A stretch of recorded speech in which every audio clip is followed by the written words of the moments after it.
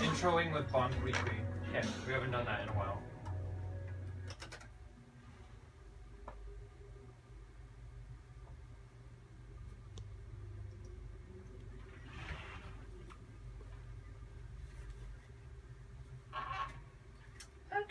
All right. She says it, you must do it. Bon Qui Qui is right and the queen. So that's exactly. That's all we have to say. Well, welcome back if you just joined us. We are in the first hour of Outspoken, which we're really excited. We have some lots of fun guests. As usual, it's hot and messy as we always are on this show. And you just heard Steve Grand's first hit that kind of went crazy about a year and a half ago that started his whole career, which is All American Boy. He has a brand new album out, same title, All American Boy. Came out in March, hit the charts at number 3 on independent Billboard charts. He's going to be our guest in the second hour. But before that, we have local celebrities. We like to do those here as well. So we do have a local Spokane author that we want to talk to about his books. You have so many of them, too. I'm amazed at the way you're able to get these out. But we're talking to author Erik Schubach. Is that right? Mm-hmm. We're good. Well, welcome to the show. Well, thank you for having me. Definitely. Thank you for coming in. So what I'm fascinated is, and what I want to start with is, you talk about how you believe that there was a lack of LGBT characters in traditional media, and it gave you an idea to start building those into the stories of these books that you wrote. Will you start us there? I know you started writing prior to that, but start us at that point. Well, that was basically the main point of my writing was my nieces are gay, openly lesbian. Mm-hmm. My son is gay. Mm-hmm. And I sort of started looking at media, and every time that I saw a gay or lesbian character, they were just like a secondary character or something, and usually the quirky, funny, right, exactly. the stereotypical type things. Yeah. And I thought that imbalance needed to be addressed a little bit, and so I started writing about characters in the LGBT realm, and made them the main focus of the book, and not the fact that they're gay or lesbian or anything like that. That just happens to be a big deal, you know. It's like it's just like any other character. Yeah. And I kind of expanded upon that, and I started making characters that had perceived flaws or disabilities or whatnot, and I turned that around and I showed how those perceived flaws or disabilities were actually their biggest strengths. Right, and there's no really exploitive qualities, like you just said. Being gay is just a part of every other piece of who they are. And that's what I love about these books, is that it's just, like you said, they happen to be lesbian characters, and that's it. So how much feedback did you get, based on these books? It's such a normative way to insert, LGBT community into books. I was extremely surprised at the positive reaction that I got from people.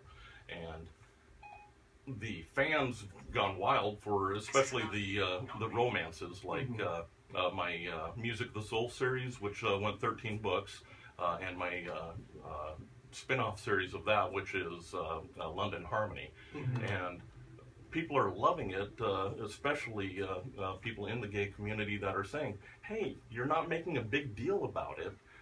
That just happens to be one aspect of the character. Right. It's seeing yourself in, we talk about it a lot on our show, wanting to see ourselves in media of all sorts. It's another way of just seeing who you are, because it's just there. But I'm interested in, what was the reaction of your nieces and your son when you started doing this kinds of books? My nieces actually loved it, and one of my nieces wanted a character based on her and some of the problems that she had in life. Yeah. And so one of my characters is loosely based off of some of the things that she's gone through. Yeah. And they just love it. That's amazing. That's amazing. How long have you been writing? Because you mentioned 13 in one series. You have 2 other series. Well, not as long as you would think. I've got 30 books out right now, and I've been writing for just slightly over 2 years. Wow, my goodness! It was 2 years in March. 2 years to think about what I would write. Yeah, seriously. So how long does it take you on average to write a book? It takes me 1 month to write a book. I release a book a month. Okay. That's my schedule that I keep myself to. Sure. So basically, I wake up in the morning. I write for 2 hours until noon, and I stop for the day, and I do that just like a job. I do it 5 days a week, just 2 hours a day, and that gives me, at the end of a month, another book to publish. So now you have all of my gears a turning now. Who knew? So you have to be pretty disciplined, I'm thinking, though, to be able to. Yeah, like I say, you have to treat it like a job. And that 2 hours is just the writing. Obviously, I have to do a bunch of social media and stuff to keep myself out there and keep myself relevant. Well, you're big on Amazon. People can go there and read some really great, nice reviews. Which I love. I mean, the reviews just make it all worthwhile. They really do. When you hear back from the fans, and my fan base is just building exponentially, and it's just fun to get even emails out of the blue from fans, and I just love to hear what they have to say about the characters in the books. Yeah, I haven't found a single book of yours that's been under 4 stars. It's 4.5 stars to 5 stars. They're all such positive feedback. And 30 books, that's pretty good. Yeah. For it to have that much good feedback. And to think that you're local, I think in Spokane, we love to hear about, I think, what we would consider local success stories, you know what I mean? Right. It gives you, because it's in your own backyard, it just gives you hope. Exactly. Yeah. Because I'm going to go write a book now. Yeah. But what made you think I'm going to write a book when you first started? It was almost a total accident. As a matter of fact, like I was saying, I love strong female character leads in books. I'm a huge fan of the Pern books. Trying to think here, Crystal Sanger. Trying to think of a few other. Honor Harrington. I was going to say. Probably my favorite character of all time is Honor Harrington. And I was looking at that, and then speaking with my nieces, I figured that hey, there's not a lot, of characters that they can really relate to in these books. And so I thought, well, I got a little bit of an idea.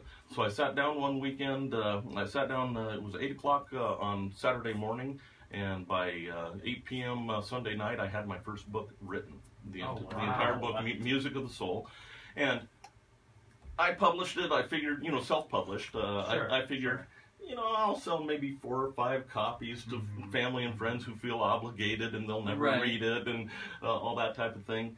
And within the first week, I had sold over 500. Oh, wow. And it shocked me so much. I couldn't believe it. And then that rolled into thousands. And, and here I am now. Yeah. That's amazing. So now, are most of your books sold on Amazon, or do you have them in local bookstores? Does Aunties carry it? I do have a few at Hastings here in town. Nice. The one up north on, that would be Wellesley.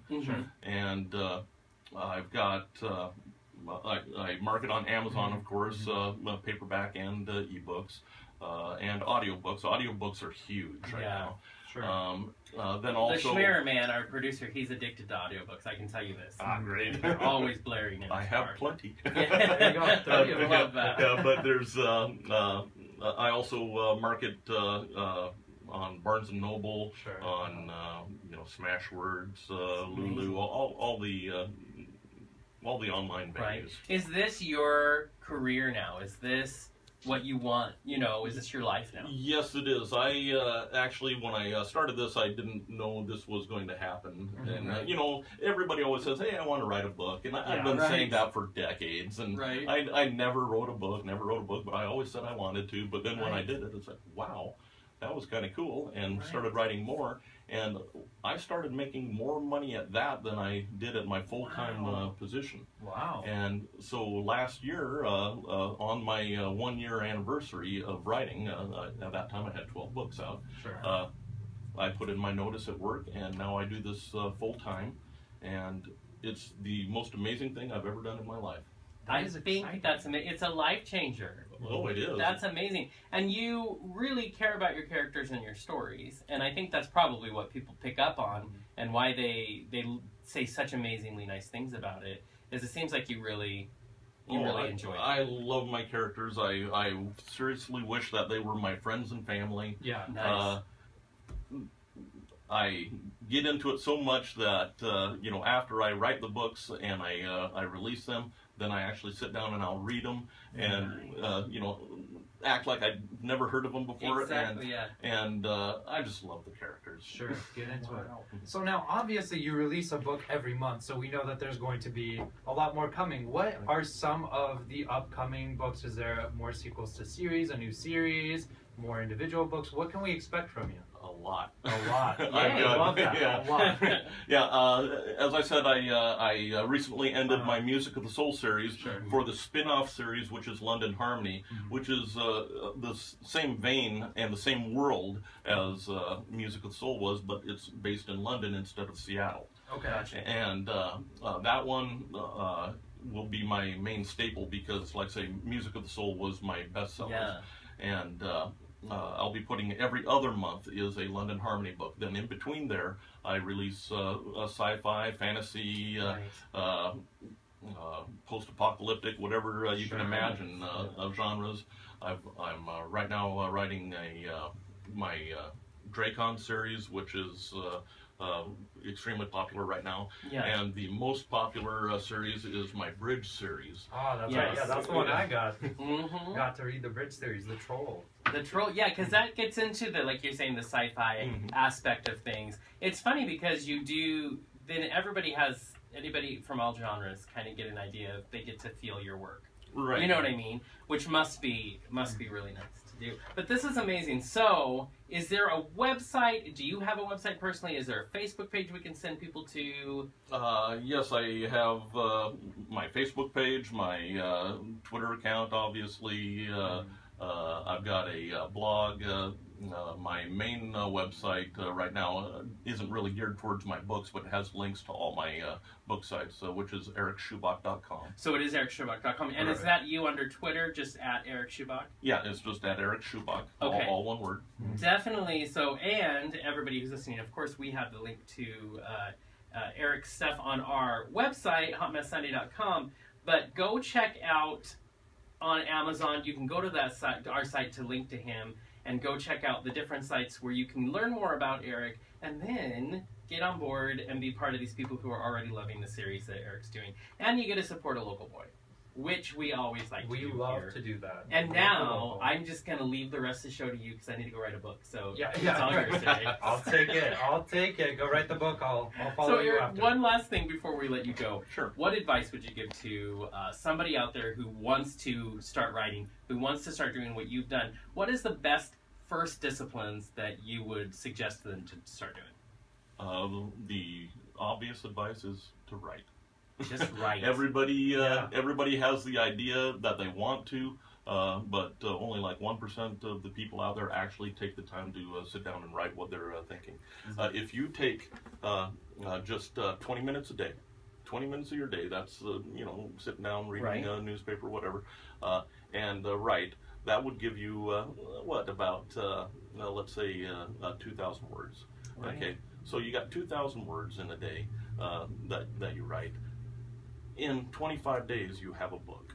That is insane to me. I will say, you break it down so nicely because when you think about writing a book, you get overwhelmed. Yeah. And then you hear someone say, hey, listen, I've written 30 books. I take 2 hours a day, 5 days a week. That's like, oh, that's manageable. Sure, right. You know what I mean? So obviously you have to have good storylines in your head and all that, but it's the way to start. So I know our listeners will appreciate that.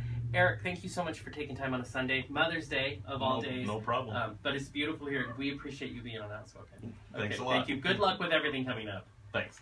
Now we are going to take a quick break.